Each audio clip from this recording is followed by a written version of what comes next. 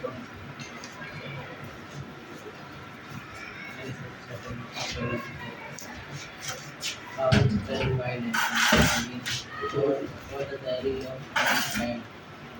the diary of Anne Frank.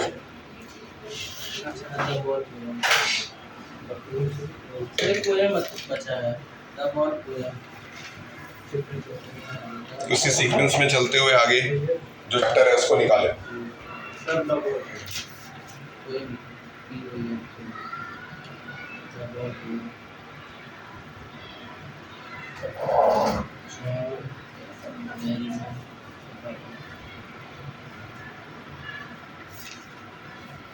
The ball.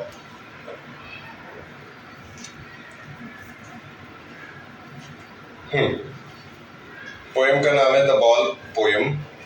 लिखा हुआ है जॉन बेरीमैन के द्वारा। बेरीमैन ने क्या लिखता है इसमें, बेरीमैन क्या कहते हैं इस पोएम के अंदर डिस्कस करते हैं, और ये ज़्यादा से ज़्यादा आपका 15 मिनट्स के लगभग ये चैप्टर जाएगा। मतलब ये चैप्टर आपका बहुत जल्दी ही खत्म होने वाला है। नंबर 1।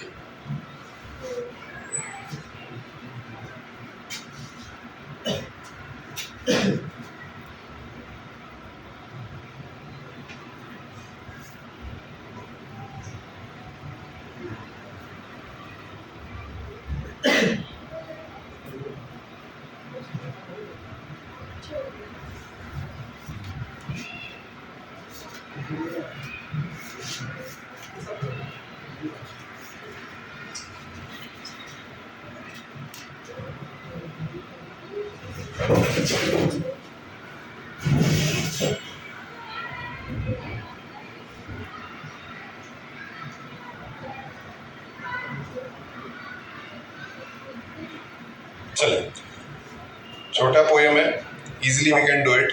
कह रहा है कि a boy loses a ball he is very upset. यहाँ एक ऐसे बच्चे की बात हो रही है जिसका बॉल खो गया है। ठीक, the ball poem has described the reality of life which everyone has to face one day. ठीक, ये पोएम कहीं ना कहीं हमारे रियल लाइफ से जुड़ा हुआ है और ऐसा बता रहा है कि कहीं ना कहीं जैसा इस बच्चे के साथ हो रहा है, जैसे बच्चे के लिए जो बॉल होता है वो बहुत इंपॉर्टेंट होता है। हो सकता है आपके और हमारे लिए बहुत इंपॉर्टेंट ना हो, लेकिन जो बच्चे क्रिकेट वगैरह खेलते हैं उनका बॉल खो जाए तो वो घास में घुस करके या किसी दूसरे के छत पर भी चोरी से जाकर के खोज के निकाल लाते हैं, तो उनके लिए वो बॉल बहुत मायने रखता है। 1-1 रुपये 2-2 रुपये मिला करके नया बॉल खरीदते हैं। ठीक है, तो इसीलिए हमारे लिए भले ही हो कि तब बॉल मायने न रखे, लेकिन उस बच्चे के लिए वो बॉल बहुत मायने रखता है। और अगर उस बच्चे से वो बॉल खो गया है या फिर बाई मिस्टेक कहीं मिस हो गया है तो उस बच्चे के लिए ये बहुत दुख की बात है। उसी दुख को यहाँ पे पोएट अपने कैसे शब्दों में दिखाते देखते हैं।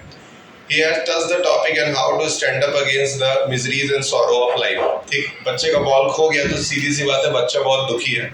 ठीक उसी तरीके से हमारे भी जीवन में कभी कभार ऐसा होता है कि हमारी कोई बहुत बहुत जो पसंदीदा वस्तु है वो हमसे मिस हो जाए, हमसे गायब हो जाए, खो जाए, तो उसका दुख हमें बहुत लंबे समय तक सताता रहता है। अब उसको खोजते रहते हैं, परेशान रहते हैं।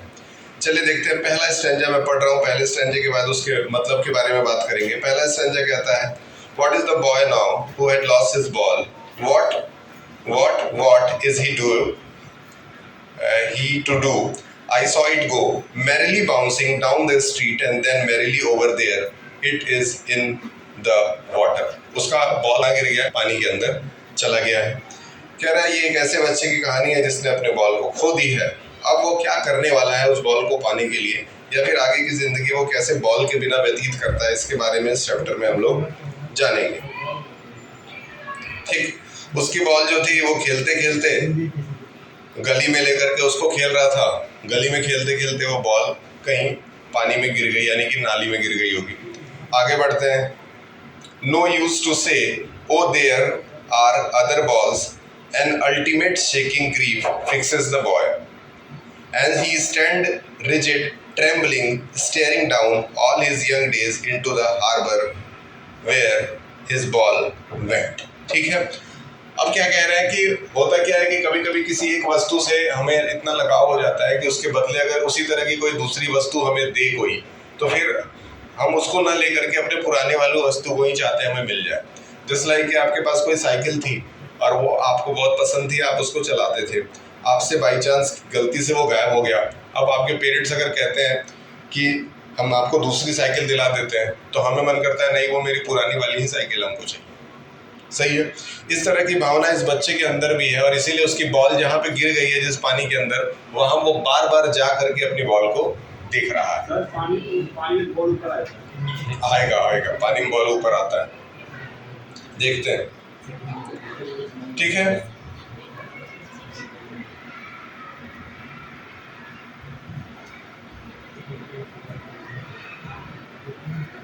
ठीक। तो क्या आप उस बच्चे का तकलीफ समझ पा रहे हैं? क्योंकि आप भी उस एज से गुजरे होंगे, तो आप भी समझ पा रहे होंगे।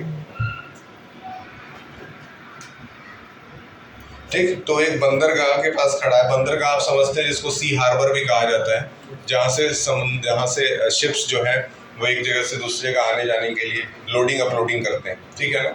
वहीं पे पानी में उसकी बॉल गई है, और वहीं वो उसको खड़े होकर के घूरता हुआ नजर आता है। ठीक। अभी ऊपर नीचे आना जाना ये सब तो पोएम में डिस्क्राइब्ड नहीं है, लेकिन आगे देखते हैं, हो सकता है कि आपकी किताब में कुछ एक्स्ट्रा लिखा हो। ठीक। अगली लाइन जो है वो क्या कहती है? I would not intrude on him. A dim another ball is worthless. Now he sense first responsibility in a world of possession.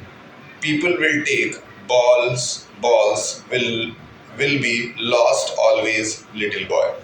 ठीक है। अब यहाँ पे कुछ वर्ड्स हैं जिनका आपको मीनिंग जरूर लिख लेना चाहिए। ठीक है। स्टार्टिंग से देखिए, एक शब्द आया था मैरिली, पहले नाम आप वर्ड्स का मीनिंग लिख लीजिए। एक शब्द आया था मैरिली, दिख रहा है? मैरिली का मतलब खुश होता है। स्टार्टिंग से लिख लीजिएगा, मैरिली का मतलब होता है खुश, खुश होना। डाउन द स्ट्रीट का मतलब होता है गली के अंदर, गली में।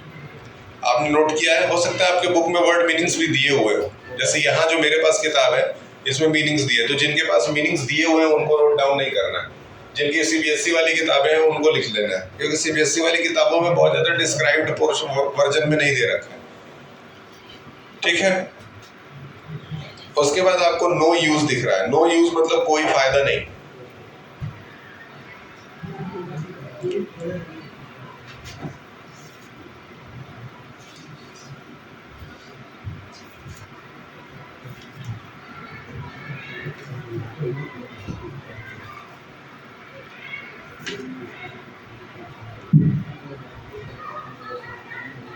ठीक। उसके बाद आपका ग्रीफ है। ग्रीफ मतलब होता है दुख। ग्रीफ का क्या मतलब होता है? दुख। एक शब्द आपको मिलेगा रिजिड। रिजिड दिखा? RIGID, rigid. रिजिड दिखा आपको?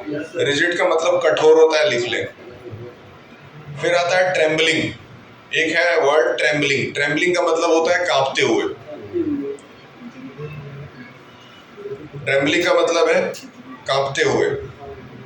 फिर एक वर्ड आपको मिलेगा यंग। यंग मतलब, यहाँ पे यंग का मतलब जो है वो जवान होने से नहीं है, यहाँ यंग का मतलब अर्ली से। अर्ली का मतलब प्रारंभ करना, शुरुआत। ठीक। रिस्पॉन्सिबिलिटी मतलब आपको पता है, इसको लिखने की जरूरत नहीं है, पोजेशन दिया हुआ है। पोजेशन एक शब्द है जिसको हम लोग संपत्ति भी कह सकते हैं या स्वामित्व भी कह सकते हैं। याद रखिएगा। डेस्परेट एक शब्द दिया आपको। डेस्परेट का मतलब होता है निराश होना। और स्टैंड अप दिया है जिसका मतलब होता है सामना करना। वेरी गुड, आपकी किताब में है, आपको तैयार हो गया होगा। अब आइए जरा सा ऊपर से जो 4-8 लाइनें उसको एक बार डिस्क्राइब कर देते हैं। तो बेसिकली कवि क्या कह रहा है कि उस बच्चे का जिसका गेंद गायब हो गया, उसको तो आप कुछ पैसे भी दे सकते हो। अगर आप उसको 1 सेंट पैसा दे दो, 1 सेंट वहां का क्या था? करेंसी था। अगर उसको 1 सेंट दे दो तो वो दूसरी बॉल ला सकता है। सही है। या तो फिर आप उसको दूसरा बॉल ला करके भी दे सकते हो, लेकिन ये दोनों चीजें उसके लिए व्यर्थ मानी जाएंगी। व्यर्थ मतलब उस नए बॉल से या उस पैसे से वो लगाओ, वो इंटरफेरेंस बना ही नहीं पाएगा जिसका उसको पुराने बॉल से जितना लगाव था। तो कहने का मतलब है कि भौतिक जीवन में उसको, उस व्यक्ति को चाहे कुछ भी नई चीज दे दी जाए, he will not be so connected with that thing जो उसको पुराने वस्तु से कनेक्टिविटी हो गई थी। ठीक है। अच्छा, अब क्या कह रहा है?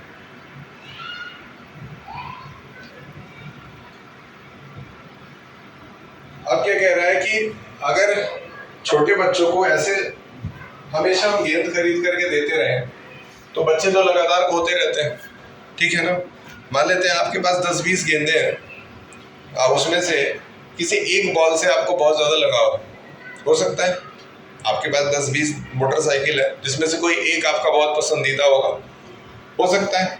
तो कहने का मतलब है कि आपसे कोई कहे कि ये सारी मोटरसाइकिल्स मैं ले जाना था, तो आप कहेंगे सब ले जाइए, ये वाला छोड़ दीजिएगा क्योंकि ये वाला हमको बहुत पसंद है। बेसिकली ये ह्यूमन नेचर, इसीलिए बोल रहा है इस चैप्टर को स्टार्टिंग में ही बोला है कि ये चैप्टर जो है वो हर एक इंसान के लाइफ से कहीं ना कहीं कनेक्ट करता है। लास्ट पैराग्राफ देखते हैं, and no one buys a ball back, money is external. External मतलब बाहर, बाहरी, ठीक है। He is learning well behind his desperate आई।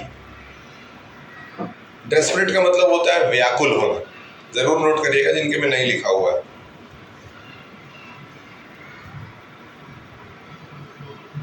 व्याकुल का मतलब परेशान या निराश भी हो सकता है।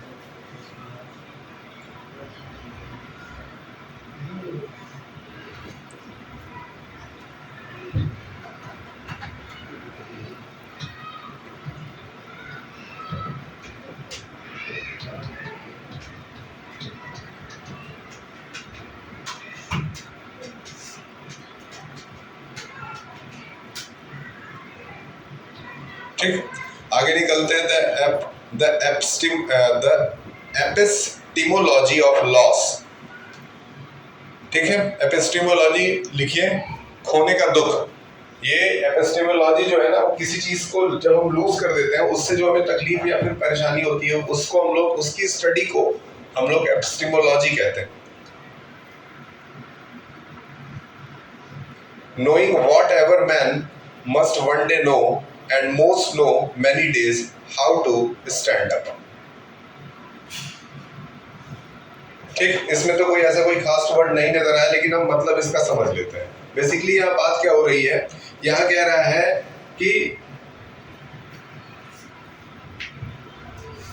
किसी भी इंसान का कोई भी वस्तु खो जाए तो उसके पास ऑप्शन है कि वो दूसरी वस्तु खरीद सकता है, ये सबके साथ। ठीक उसी तरह से इस बच्चे के पास भी ऑप्शन है कि अपनी खोई हुई गेंद को भूल जाए और भूल करके एक नया गेंद खरीद ले।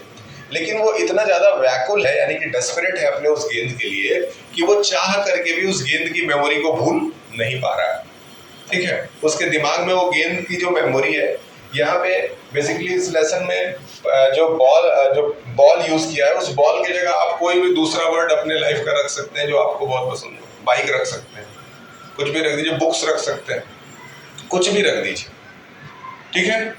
तो यहाँ कह रहा है कि धन तो एक बाहरी चीज है, धन तो एक बाहरी चीज है, यानी कि पैसा जो है वो एक्सटर्नल है। एक्सटर्नल का मतलब क्या होता है कि वो बाहर से कमा करके आप प्राप्त कर सकते हैं, लेकिन किसी वस्तु को यूज करने के बाद से जो उससे लगाव या सेटिस्फेक्शन मिलता है वो इंटरनल है, वो आपको अपने अंदर से ही वो पैदा होता है, उसमें बाहरी योगदान कोई होता नहीं, ठीक है। आपका किसी वस्तु के प्रति लगाव जो है वो आपके मन में पैदा हुआ लगाव है, वो किसी ने बाहर से जबरदस्ती आपके अंदर नहीं डाल दिया है, सही है। जैसे कि बहुत सारे दोस्त हैं आपके, लेकिन उसमें से कोई ना कोई आपका दोस्त होगा जिसकी बातें आपको सबसे ज्यादा पसंद आती होंगी, जिसके साथ समय बिताना आपको सबसे ज्यादा अच्छा लगता होगा। तो कहने का मतलब कि अगर उस व्यक्ति के साथ आपको समय बिताना सबसे ज्यादा अच्छा लगता है, उस व्यक्ति से आप सबसे ज्यादा बात करते हैं, तो ये आपका इंटरनली पैदा हुआ एक भावना है, ये कोई बाहर से आपको नहीं सिखा सकता है, ठीक उसी तरह से इस बच्चे का जो अपने गेंद को लेकर के लगाव है, ये एक इंटरनल बिहेवियर का मामला है, इसको कभी भी आप पैसे से सॉल्व नहीं कर सकते हैं। इसीलिए बार बार यहाँ बोला जा रहा है कि पैसा एक्सटर्नल होता है, पैसे को बाहर से यूज किया जा सकता है, लेकिन पैसा आपको इंटरनल सेटिस्फेक्शन कभी भी नहीं दे सकता है, ठीक। अच्छा, ठीक, लेकिन अब क्या होगा, जब बच्चे का बॉल खो गया तो अब धीरे धीरे उसको ये अपनाना पड़ेगा इस बात को कि अब ये बॉल मेरा रहा नहीं, अब बॉल नहीं रहा तो मुझे इस बॉल के बिना रहना सीखना पड़ेगा, ठीक है। तो अब धीरे धीरे उसके दिमाग में एक लर्निंग कैपेबिलिटी ये भी पैदा होगी कि जब भी हमारा कोई इंपॉर्टेंट सामान हमसे मिस हो जाए या गायब हो जाए तो धीरे धीरे हमें उसके बिना रहने की आदत भी डालनी चाहिए। समझ में आया? ये पहले उसके अंदर ये भावना नहीं, जैसे छोटे बच्चों का कोई सामान छीन लो, जैसे छोटा बच्चा कोई सामान खेल रहा हो उससे जाके ले लो तो वो तुरंत रोने लगता है। लेकिन वही 14-15 साल का बच्चा अगर बॉल से खेल रहा हो, उसको बोलो बाबू थोड़ा बॉल दो, तुरंत दे देगा, लीजिए भैया। लेकिन वही छोटा बच्चा नहीं देगा। जैसे छोटा बच्चा छोटी वाली साइकिल चला रहा हो तो उसको उसके साइकिल से उतार दो तो बहुत ज्यादा दुखी होता है, हाँ। लेकिन वही आपसे आपकी कोई साइकिल मान ले, बोले कि भैया थोड़ा साइकिल दीजिए, 2 मिनट में आ रहे हैं, आप तुरंत दे देंगे।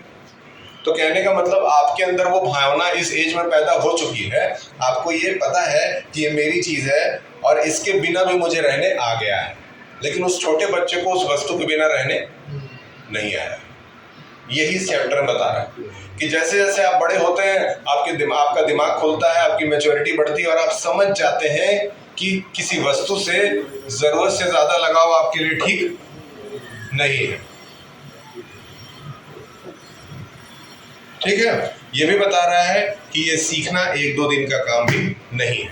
ठीक है, किसी चीज से लगाव को कम करना ये 1-2 दिन के अंदर नहीं हो सकता है, इसमें काफी लंबा समय लगता है। ठीक, तो कहीं ना कहीं आप सबके जीवन में इस तरह का कोई क्षण या पल जरूर आया होगा कि आपकी कोई बहुत पुरानी या बहुत खास वस्तु होगी जो अभी आपके साथ नहीं है, लेकिन अब आपने उसके बिना रहना सीख लिया है। क्या ऐसा हुआ है आपके साथ? अब हुआ होगा तो आप हमको मत बताएं, आप जा सकते हैं। ठीक है, इस चैप्टर का क्वेश्चन आंसर आपको पहुंच जाएगा। 1 मिनट के लिए जिस बच्चे का किताब है वो 1 मिनट रुक जाएगा, बाकी लोग चले जाएंगे।